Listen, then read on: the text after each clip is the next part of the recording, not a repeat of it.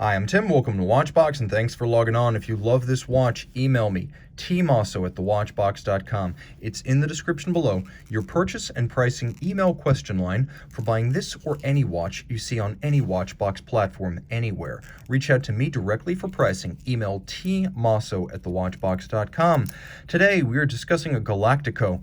Launched in 2013, this is the Greubel Forsey Double Tourbillon 30-degree Technique Black.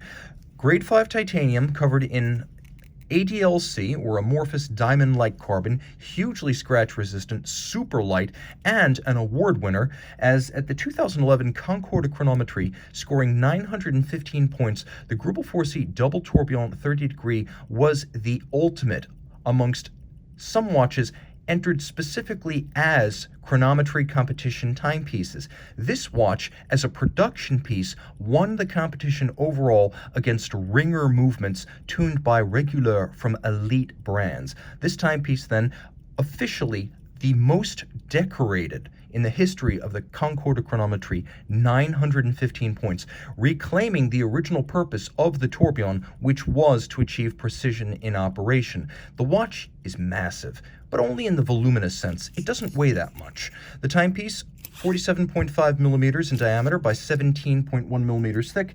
It is, of course, 56.3 millimeters from lug to lug and 24 between the lugs. So I'm going to throw it on my wrist so you can see what all of that adds up to in terms of wrist fit. I'm going to move away and give you a little bit more perspective to see it on my wrist as it relates to the overall dimensions of my wrist. Because if I were super close to the camera, you'd probably think that it's just a diving bell. The watch is big, but I could wear it. You've got to be a bit of an extrovert to wear a watch like this. It's huge, it's stark, it's dramatically complicated, and in ways that are immediately visible from the dial side, meaning even if you've got a big wrist, it's still going to stand out. I can tell you that a 16-centimeter circumference wrist like mine could wear this watch. That said, I wouldn't go any smaller than this wrist size.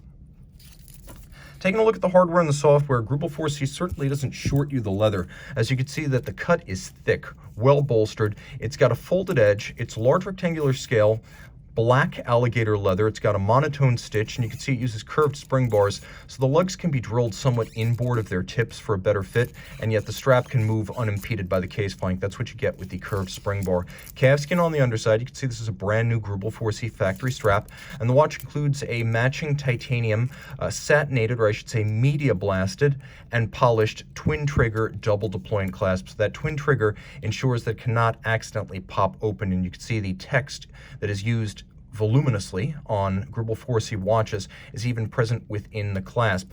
The timepiece, of course, features a clasp design that somewhat echoes the design of the case, and you can see that the case itself is more complex than you might have suspected at first glance. You can see how the lugs are actually fixed in, but also that they're concave and mirror polished. The concave profile adds some elegance and nuance to what is otherwise a hulking carapace. Now, in profile, you can see there is an awful lot of text. What does all this mean? Well, en français, it is the production and finishing philosophy of Greubel Forsey.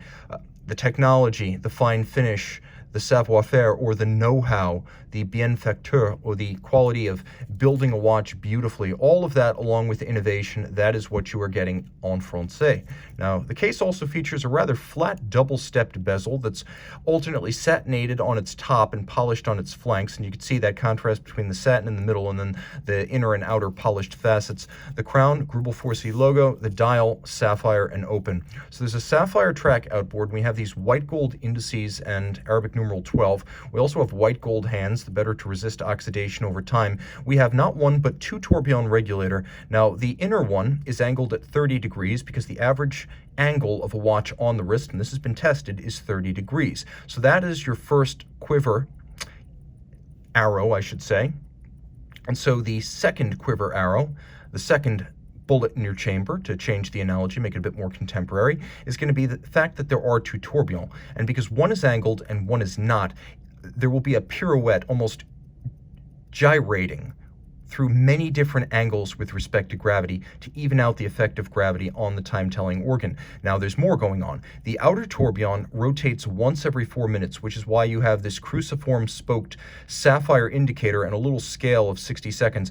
Each one of these indices will pass across the arc every 60 seconds. The inner tourbillon makes a circuit every minute. Now, the inner tourbillon is adjusted in 6 positions.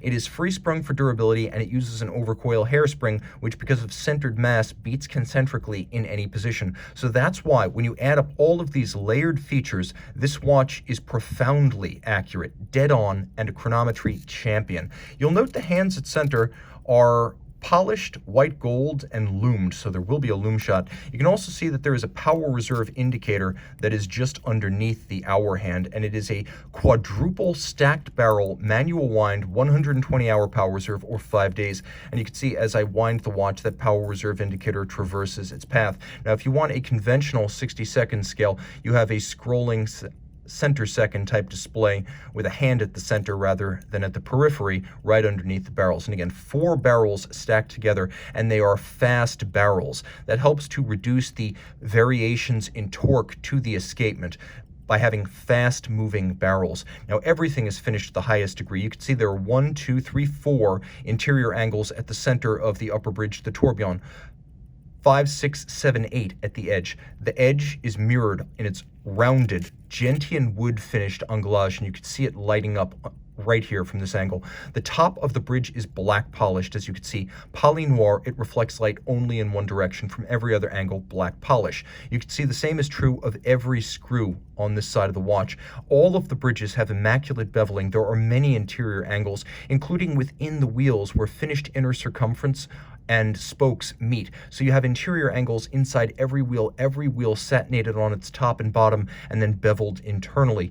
You also have that golden chaton fixing the pivot of the tourbillon, and you have that on both sides, another nod to the pocket watch era. You have more golden chaton pressed into the bridges on the reverse side, and you can see the bridges have been frosted, I believe with a wire brush. That's their technique. And then you can see there are also fired blue screws and a screw-fixed gold medallion, indicating this one is number 25. It is truly overwhelming. The quality of the finish, the technical innovation, and the virtuosity of the assembly and regulation. A rare tourbillon regulator that is everything you imagine a tourbillon would be, and lives up to what Abraham Louis Breguet envisioned a tourbillon would be, a refinement that adds to chronometric qualities. All of this 30 meters water resistant, so please do not take it swimming, but for all other times, a surprisingly practical watch that does what a watch is supposed to do. Reach out to Team Mosso at thewatchbox.com for purchase and pricing details. And we're back with the Greubel by night. You can see it is loomed.